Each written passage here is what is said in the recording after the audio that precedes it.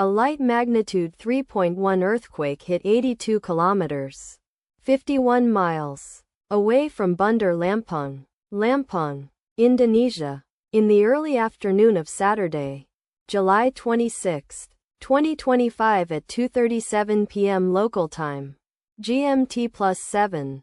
The quake had a very shallow depth of 16 kilometers, 10 miles, and was not felt, or at least not reported so. First to report, BMKG after 8 minutes.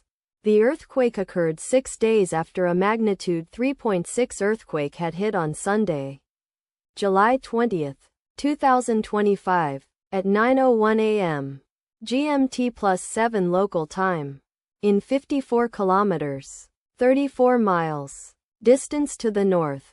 Data source from Volcano Discovery. Did you feel it?